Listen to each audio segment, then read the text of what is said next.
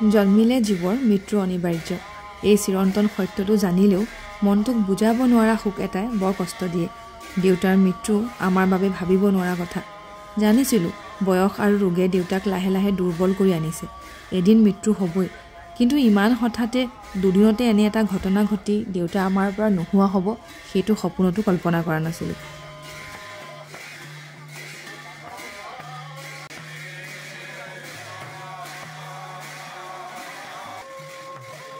আমাৰ সমাজ ব্যৱস্থাত 10 দিনত দহা আৰু 20 দিনত কাজ বুলি কথা এষাৰ আছে। দেউতাৰ অৱশ্যে 20 দিনত নহয় 23 দিনতহে দহা কাজ কৰা হ'ল। এই 23টা দিনত যিসকল শুভাকাংক্ষী বন্ধুবৰ্গ ওচৰ চুবুৰীয়াই আমাৰ দুখৰ দিনকেইটাত এষাৰি মাত দি সাহস দিলে, সান্তনা দিলে, সেই সকলোলৈকে আমি পৰিয়ালবৰ্গই ধন্যবাদ আৰু অন্তৰেৰে কৃতজ্ঞতা জ্ঞাপন কৰিছোঁ। এইসকলৰ সহযোগ সঁহাৰি অবিহনে আমি অসহায় হৈ পৰিলোহেঁতেন। বিশেষকৈ ভকতীয়া কামখিনিত ৰাণাদাইৰ সহায় সদায় মনত থাকি যাব।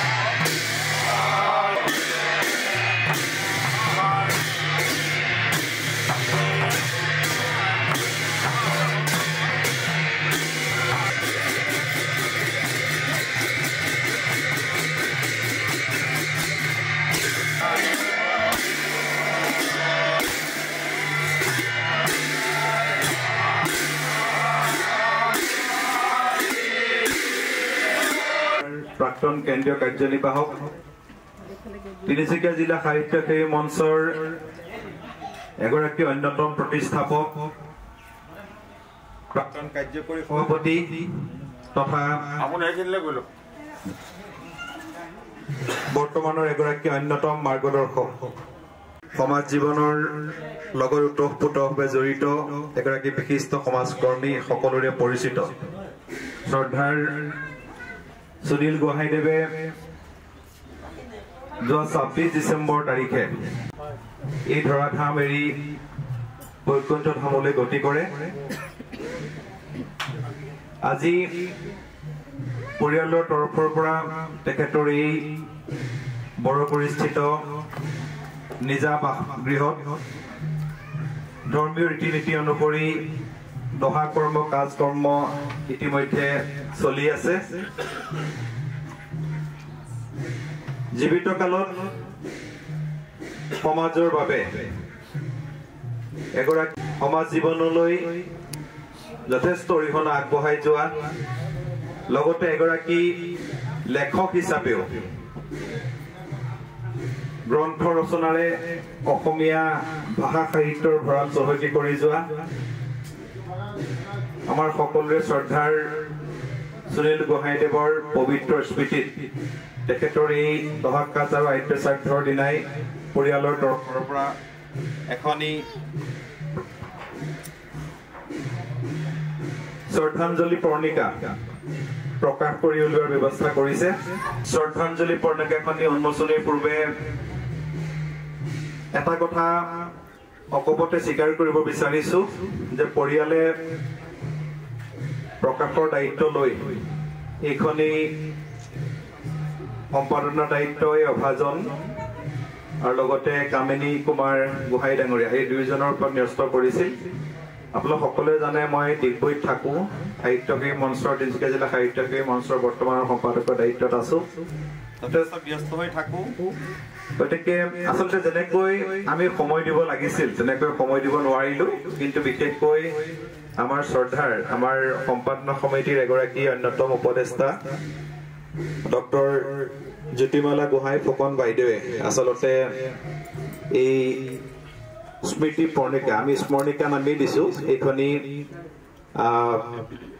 সম্পাদনাৰ আচলতে মূল দায়িত্ব বাইদেৱে গ্ৰহণ কৰি আচলতে এখন আগবঢ়াই দিছে। আমি তিনিচুকীয়া জিলাৰ লগতে বাহিৰৰো বিভিন্ন গৰাকী তেখেতৰ সুহৃদ আৰু পৰিচিত ব্যক্তিৰ আমি লেখা পাইছো আৰু পৰিয়াল পৰিজনৰ তৰফৰ পৰা বিভিন্ন জনে তেখেতৰ বিষয়ে আমালৈ প্ৰেৰণ কৰা লেখাসমূহ এই স্মৰণিকাখনত সন্নিৱিষ্ট কৰা হৈছে। এইখন স্মৰণিকাখনিত ভুল ত্ৰুটি থাকি যোৱাটো স্বাভাৱিক। মই ইতিপূৰ্বে আপোনাক উল্লেখ কৰিছো আচলতে যেনেকৈ আমি সময় দিব লাগিছিল তেনেকৈ সময় দিব পৰা নাই, তথাপিও আমি সময়মতে এইখনি প্ৰকাশ কৰি উলিয়াইছো।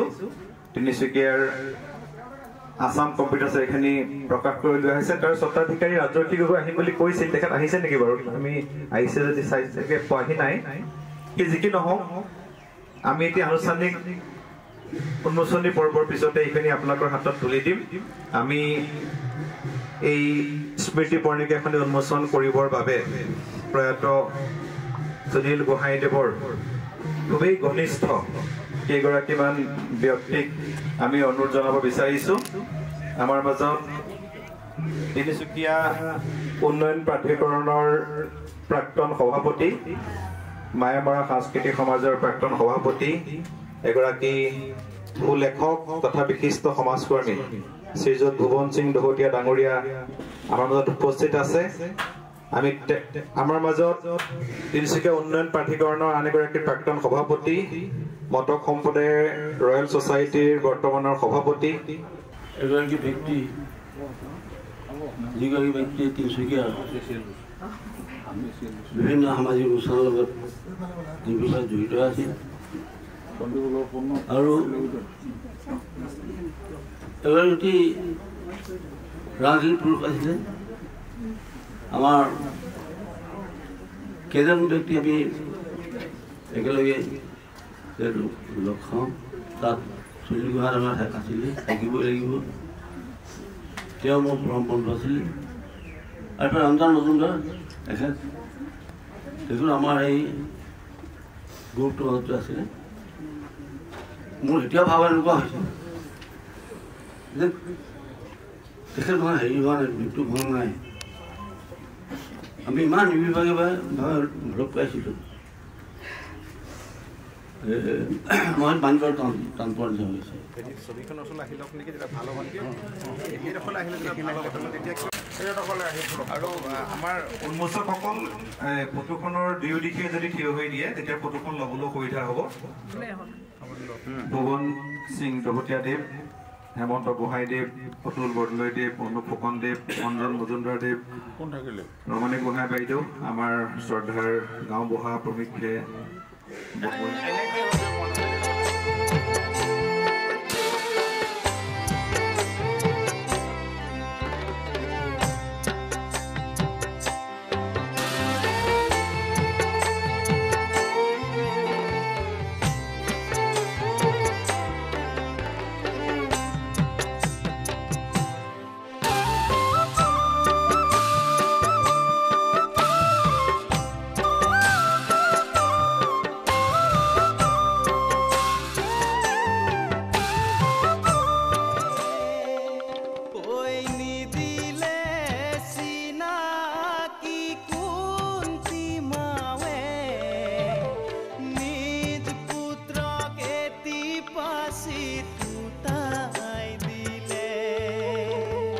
বনাইছে যিসকল দূৰণিত আছে আহিব পৰা নাই